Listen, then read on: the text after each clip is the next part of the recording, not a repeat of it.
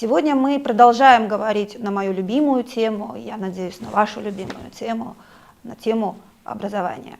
Сначала я хочу спросить, вам знакома аббревиатура STEM?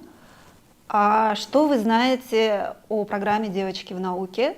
Как бы вы ни ответили на эти вопросы, уверена, наш сегодняшний подкаст будет вам интересен. Тем более у нас такая замечательная собеседница, Такжана Айдаралиева, медиаэксперт Министерства образования и науки. Такжана, но вы имеете отношение еще и к STEM. Совершенно верно. Добрый день. Я приветствую всех зрителей вашего канала. Спасибо, что пригласили меня. Да, действительно, я имею отношение к STEM. Я в данный момент медиаэксперт системы образования, также я гендерный эксперт.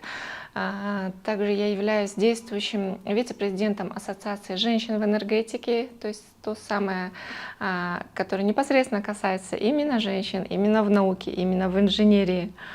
И поэтому у меня есть очень много что рассказать. И для начала давайте расскажем, объясним, что же такое это за буквы STEM.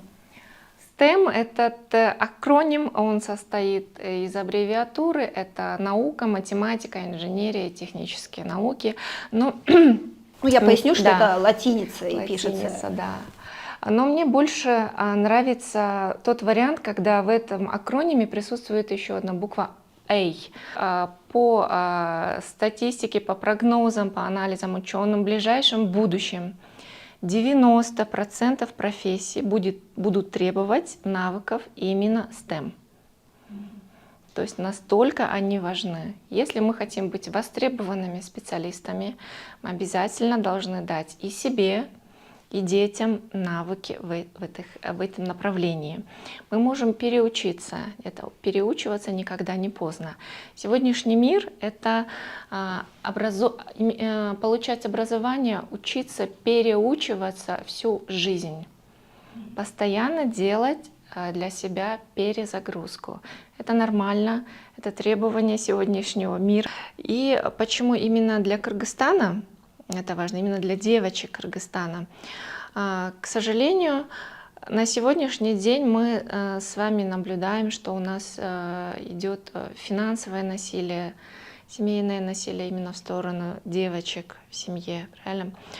Как правило, источниками, допустим, финансового насилия является финансовая зависимость девочек, женщин от других членов семьи.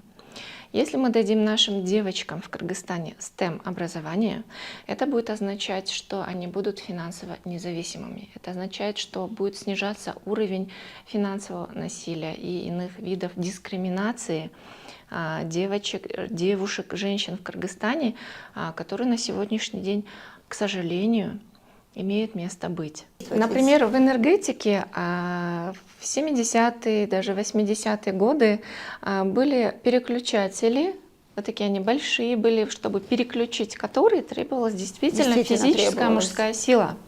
На сегодняшний день эта программа делает компьютер одной кнопочкой. Здесь уже не требуется мужская сила. Если 20 лет назад список профессий, в которых не могли работать женщины, составлял 456 позиций, а на сегодняшний день он составляет менее 100 позиций, то есть в 4 раза уменьшился. Вы не поверите, но раньше в этом списке были такие позиции, как водитель. Была очень хорошая программа и есть, это «Девочки в науке», она реализуется Международным общественным фондом инициатив Розы Отумбаевой, да, при поддержке ЮНИСЕФ. Это очень замечательная программа, они в школах выявляют девочек, у которых есть интерес к STEM. Как они выявляют этих девочек? Они прежде всего рассказывают, что такое STEM. И на сегодняшний день мы должны комплексно подходить к решению этой проблемы, чтобы это не была просто STEM для STEM. Для чего это? Как инженер, любая задача, любое решение, оно для чего-то делается. Вот мы хотим повысить квоту, хотим гендерное равенство, хотим внедрить STEM. У всего этого должно существовать. Для чего? Почему? Для того, чтобы высвободить тот потенциал, который сидит в наших девочках. Он для чего? Для того, чтобы повысить эффективность нашего производства в любом направлении. Для чего мы повышаем эффективность производства? Для того, чтобы повысить ВВП, как следствие качества жизни каждого гражданина нашей страны. Индекс человеческого капитала для того, чтобы повысить. Вот конечные результаты для того, чтобы вся страна жила хорошо. Вот это делается. Не для того, чтобы просто девочки были где-то представлены. У всего этого есть ясная, четкая, понятная цель. Мы на сегодняшний день видим, что страны с высоким ВВП, с высоким уровнем качества жизни имеют равно гендерную представленность. Я говорю об Исландии, я говорю о Норвегии. Это те страны, в которых очень сбалансированно представлены и женщины, и мужчины. Я подчеркну, что гендер — это не феминизм, как многие путают, а я говорю именно о сбалансированном представленности во всех отраслях. Я повторяю, если вы хотите, чтобы ваша девочка была востребованным специалистом, во-первых, во-вторых, высокооплачиваемым специалистом, и в-третьих, финансово независимым человеком, пожалуйста, поддерживайте их стремление к STEM-наукам. На сегодняшний день у нас есть люди, которыми мы можем гордиться, у нас открыт доступ ко всем. И в мире уже количество женщин-ученых, оно с каждым днем растет, это замечательно. И я только приветствую это, я рада этому. Тогда как, с вашей точки зрения, следует поддерживать, чтобы девочек в науке все-таки было больше?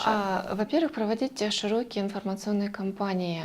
Вот как вы совершенно правильно подметили, не только для самих девочек, но и для их родителей, для бабушек, дедушек, потому что в регионах, как правило, все живут такими большими семьями. Там есть бабушки, дедушки, родители. Они все должны поддерживать, они должны понимать, в первую очередь. В данный момент идет очень большая работа, трансформационная работа. Будут меняться учебные программы, модули, все будет для того, чтобы образовательная система Кыргызстана была интегрирована с международными образовательными программами. Мы будем создавать именно выпускников, которые будут конкурентоспособны на рынке будущего. А рынок будущего обязательно предполагает STEM-науки, обязательно STEM-навыки.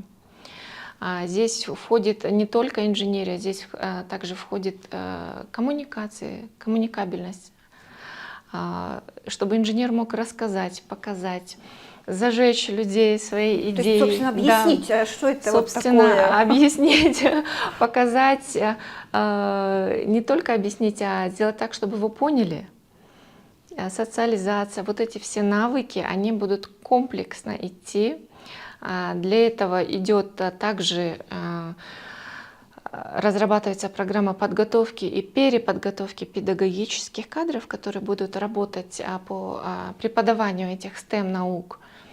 То есть, я говорю, тут идут те самые вот хорошие, большие трансформационные реформы, которые позволят нам интегрироваться с мировыми образовательными системами.